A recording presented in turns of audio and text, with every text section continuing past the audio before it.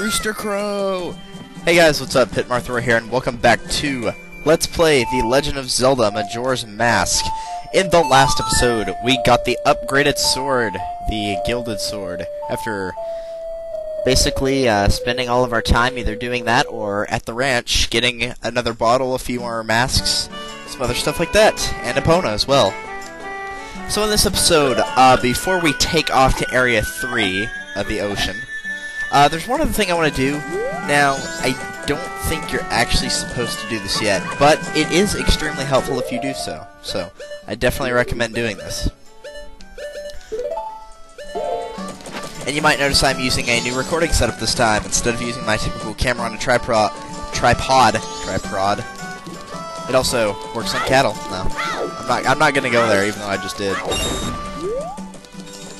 But anyway, yeah, I'm using my new recording setup for this. Hopefully it'll work alright. From what I've seen, the picture is fantastic. It does seem to be a little... not really glitchy, but it kind of shows up in bits and pieces. What am I trying to say? Like, the frame rate's not very good, I guess. I don't know what I'm trying to say. It looks fine, though, from what I'm seeing on my other screen, though. So maybe it was just that game that I was playing? I don't know. Alright, so we got the 100 rupees, well 102 if you want to be more specific. I think we only needed 50 of those, but, you know, whatever works. Now, I gotta say, even though we're not into Area 3 yet, I actually really like Area 3. I don't like one of the side quests that's forced upon you in there, but I do love Area 3 itself. That's really the only thing I don't like about that area. It's just one thing. You'll see it later, though. Okay, he does sell them here. Good. We are looking for the red potion. You could purchase it from the hag shop for a certain amount of rupees. Or you could act like you're going to do the quest and she'll give you the potion for free and then you don't take it to him. Her. Not him, her. This is actually the way to the ocean, but that's the exact opposite of where we need to be. Let's use a Epona song. I think you actually need a Epona for this, so yeah. Ah! There we go.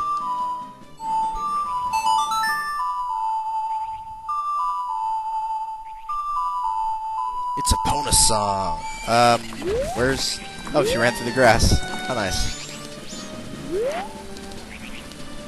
Let's go. I don't need arrows for this. Well, actually, I do need arrows, now that I think about it. Let's see if we can't pick up some arrows on our way there. Now that I said that, guess what we're not going to be finding?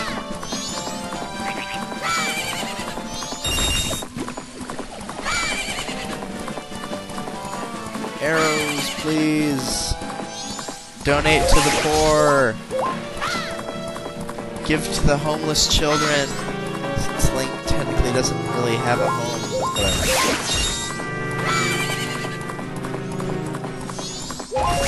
There's 20. I want about 30 or 40, but hey, whatever works. I also neglected to show off this one dude right here. I want to show off this because it's funny and it gives you a pretty good amount of rupees. So, let's do that. Wait, I don't need the bow and arrow. What am I doing? Alright, this dude is here during the day. And if you run into the tree... BAM! Ow, my leg! Oh, thank you for the rupees. And if it makes you feel any better, hey, I stole that rupee from a crow! Don't go stealing it, man! He shows up in the shop, the regular one, at night. Or maybe it's only on the third day, but either way, he does show up there. Alright, that ought to be good.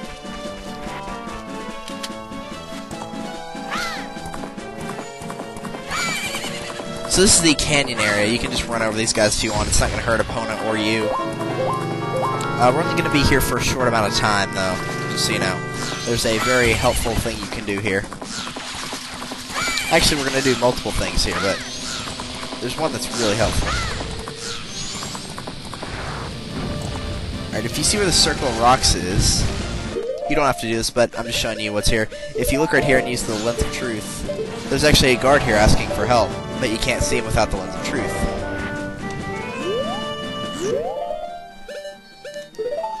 Let's talk to him.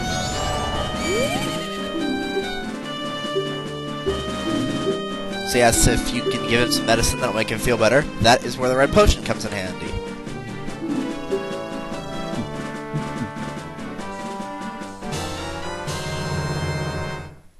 So he gives you this. The stone mask. Where it was seed, it becomes plain as stone. So this makes it to where people like the guards can't see you. So it's actually really helpful, especially for the upcoming thing that we're going to have to do in Area 3.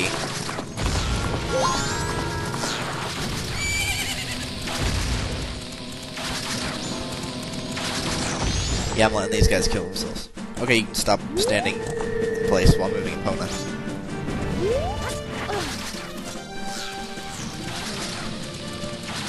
Alright, now this isn't actually Area 4 itself. This is kind of a little side path of sorts.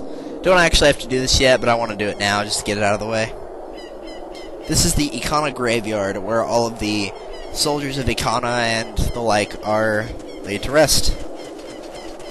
And let's travel across here a little bit faster. That's better. It's amazing how helpful that bunny hood is, isn't it? Yeah, this guy will be walking around, and if you talk to him, he's Dampe the Gravekeeper. He works here, but ironically, he's terrified of ghosts. So what we want to do here is play the Sonata of Awakening. It doesn't matter which form, but you want to be human for this, so... What was it?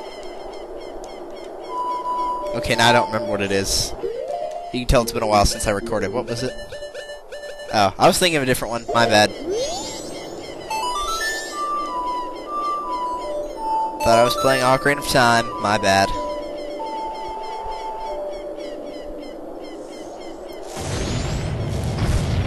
So this is the Ikana something. It's the Soldier of Ikana. It's not really a boss here.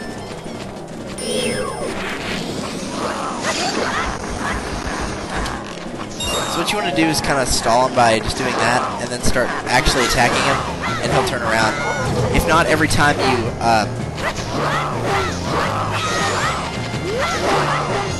you pass one of those little sphere things, it will release a wall of fire, and you'll have to kill the two enemies that show up.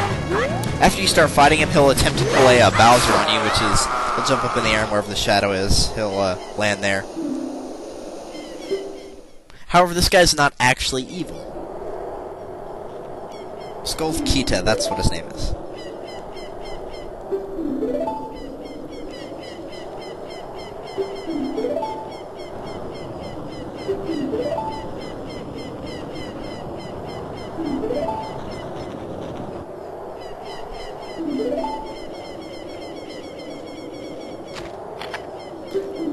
And it takes so long for this cutscene because he's like, may I take leave? And Link just kind of stands there for like a full minute.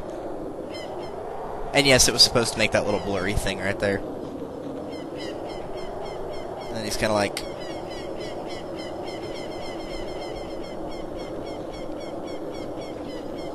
Yes, sir. And he resolves and explodes. Not necessarily in that order.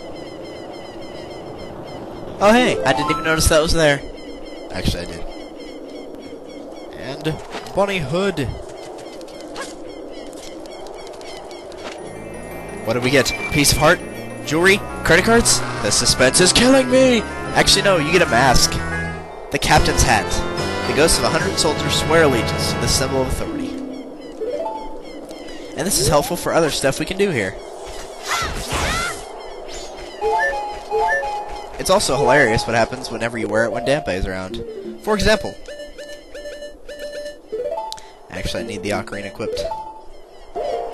Oh, Dampe!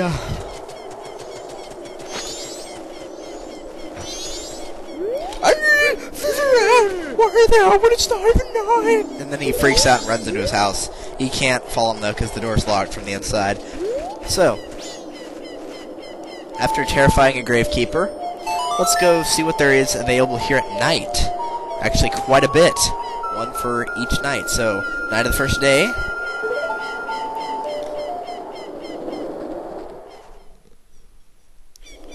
Night of the first day. 60 hours remain. Now, If you wear this captain's hat around, then these guys are harmless. There's no point in attacking them. And each night they'll be guarding a different grave. And then you can ask them to either guard it, which is what they're already doing, or open it. So we want them to open it.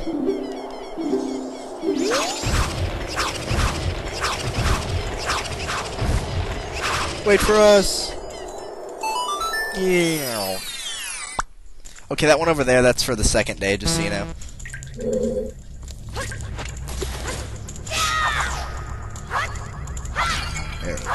Alright, so in here we have a whole bunch of bats!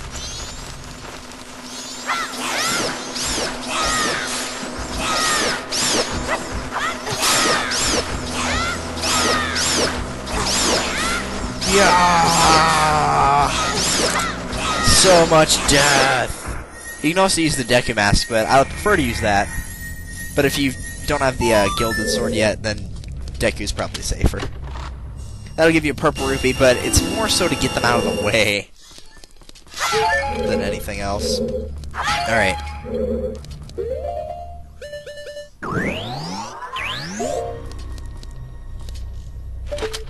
Get those torches. Number 1. Number 2.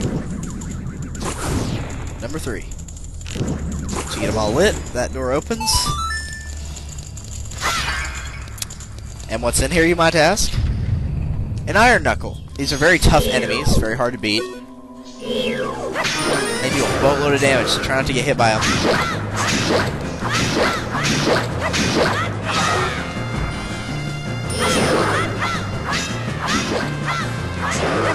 Alright, managed to do quite well, if I do say so myself. The armor makes it, even if you hit them while they got the armor on, nothing will happen, but if their armor's off, then it's not a problem. And here we learn a new song, my favorite one in the game. For those of you that have watched Ocarina of Time or the previous playthrough of this, you know what that this is my favorite song and which one it is. So this is the Ghost of Luigi. I mean, not Luigi, even though it looks exactly like Luigi. He is flat. So he was the composer, one of the composer brothers, along with Sharp, his brother, and he played songs for the royal family. Or in this case, the family of Ikana. But his brother sold his soul to the devil and locked him in here. So now he must save his brother.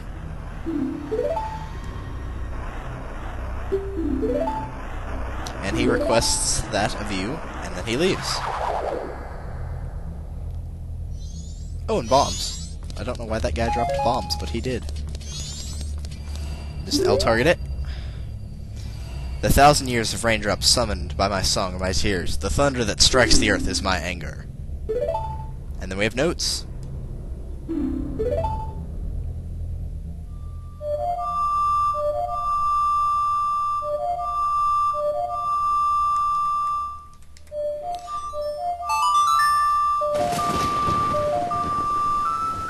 The Song of Storms, the best song ever.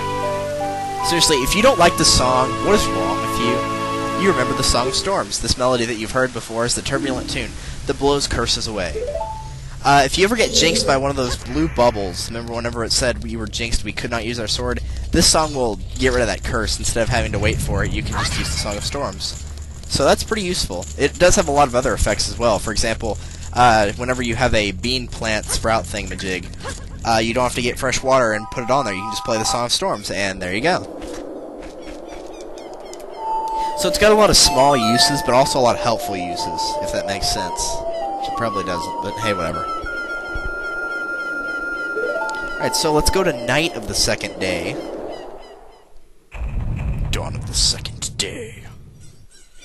You always gotta wonder what happens in that 12-hour cycle that you skip. It's like, does Link go into a coma or something?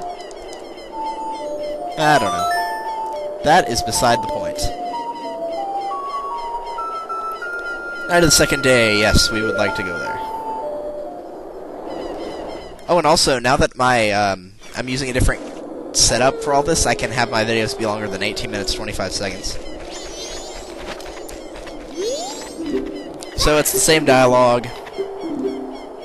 Open the grave.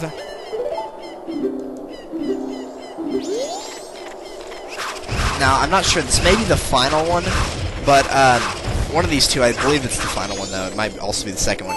There's an enemy in here, possibly, called the Wall Master, and it's a nasty little thing. Basically, if it grabs you, it will take you back to the start of anywhere. There's not too many in the game, but they can be annoying. This wall is fake.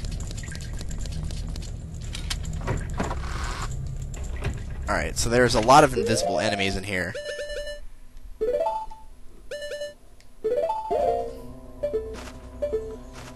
For example, Skultas.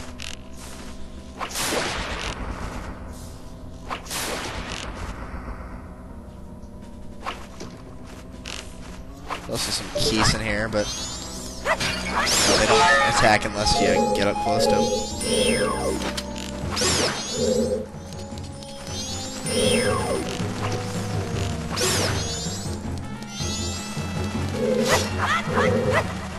We're just gonna ignore that one. Alright, I believe there's a bombable wall here, but I don't think there's anything behind it. We're gonna check though.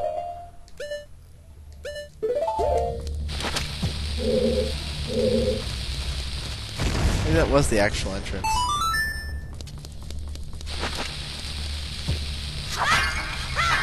Okay, that entrance has nothing. That is the actual way to go. Okay. And I can stop draining my magic now. In here, there's the exact same enemy with a different coloring.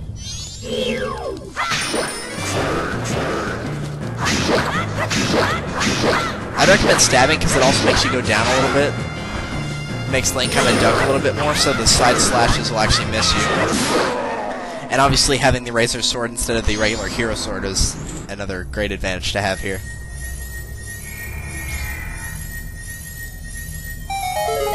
That's funny. It had the noise for unlocking something and also for getting the item at the same time. But that is a piece of heart. And yeah, that's about all for that one. That's the least special thing. Hey!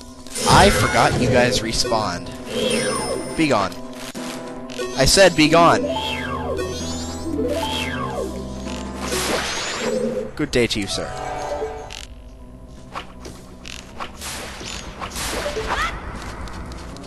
And also this path right here is invisible, but whatever. I'm just gonna ignore the keys. Because honestly, the Skultas will block your way, but the keys are just kind of annoying.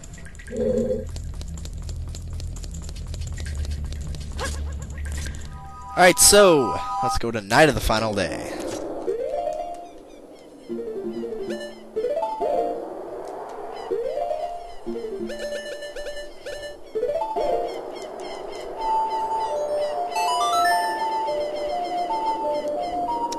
Dun dun dun, the song of double time.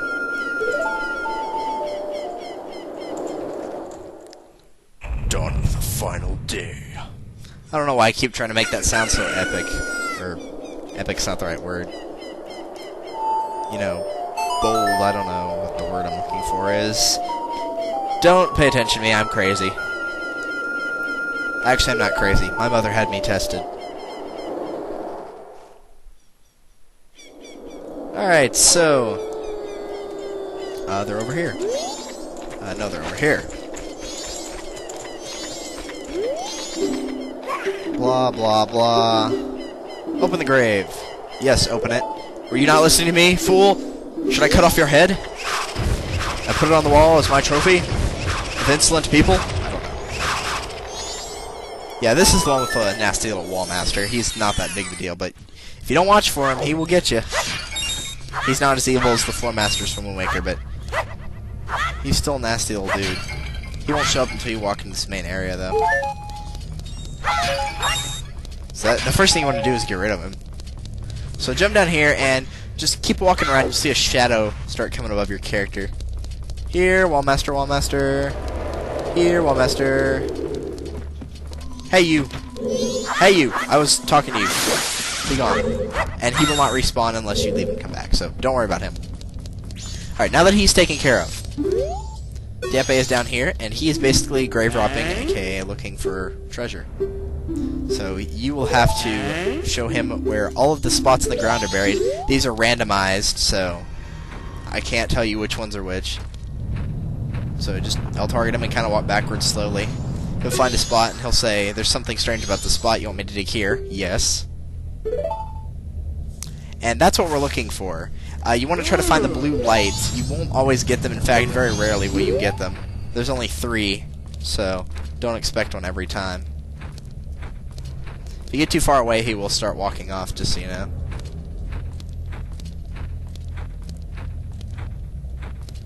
Yes, this can be quite a long and tedious process, so I think I might actually just cut here and see you guys once I get all 3.